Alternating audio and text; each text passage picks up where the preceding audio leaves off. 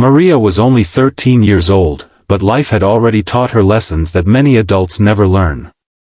Her father had passed away when she was very young, leaving her mother to work long hours as a laundry helper just to put food on the table. Some days there was rice. Some days there was only soup. But her mother always smiled and told Maria that tomorrow would be better. What most people did not know was that Maria loved to sing. She did not sing loudly. She did not sing in front of people. She sang quietly, usually at night, when the world was asleep and no one could hear her.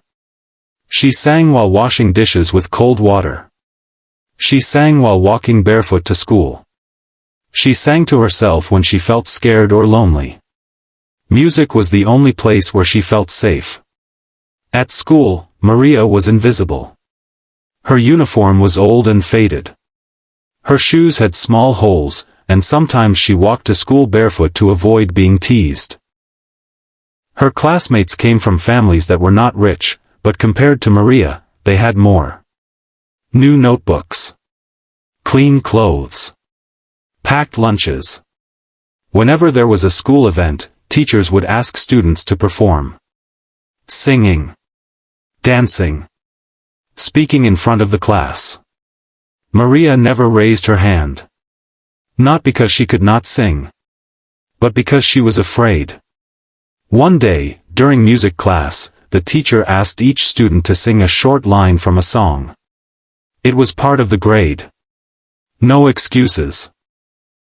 One by one, students stood up and sang. Some sang well. Some laughed nervously. Some joked through it. When it was Maria's turn, the room went quiet. She stood up slowly, her hands shaking.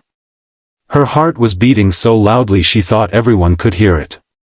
She opened her mouth, but no sound came out. A boy in the back laughed. Another student whispered something cruel. Someone said, "She sounds poor already, she will sing poor too." The laughter spread. Maria felt her face burn. Tears filled her eyes, but she forced herself to sing a single soft line. Her voice cracked. "Singer are you?" Marcelito pauses for just a moment and then answers in a way that sparks curiosity. He says he can sing both male and female voices. The audience murmurs. Some smile. Some laugh nervously. Some think it is a joke. Simon looks skeptical. He has heard bold claims before, and most of them fail under pressure. He asks Marcelito directly if this is serious. Marcelito nods. The music begins. At first, Marcelito starts singing in a deep, rich male voice. The sound fills the theater instantly. It is powerful, controlled, and emotional. His tone is strong and clear, the kind of voice you expect from a trained baritone or tenor. The audience responds immediately with applause and cheers.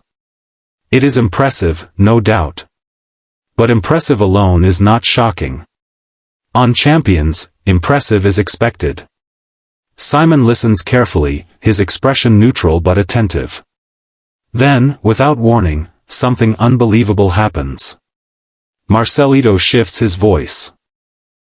In a split second, the deep male voice disappears, replaced by a soaring, crystal-clear female voice. The transformation is so sudden, so perfect, that the audience gasps loudly. People look at each other in disbelief. Some stand up from their seats. Others put their hands over their mouths. The sound coming from the speakers does not seem humanly possible. Simon Cowell's eyes widen. The female voice is not weak or forced. It is full, emotional, and technically flawless. It sounds like a completely different singer has taken over the stage. The pitch, tone, and control are all precise. It is not a trick. It is not a recording. It is Marcelito Pomoi, standing alone with a microphone. The audience erupts into applause mid-performance, unable to contain their shock. Marcelito continues singing, switching effortlessly between male and female voices. Each transition is smooth, natural, and perfectly timed. It feels like listening to a duet, except there is only one person on stage. The harmony is hauntingly beautiful. The emotion in the song grows stronger with every note. The judges are frozen. Howie Mandel stares at the stage with his mouth open.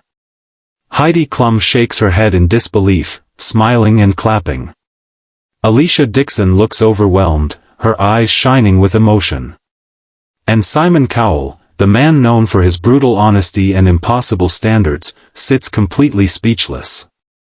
This is the moment everyone talks about. Simon does not interrupt.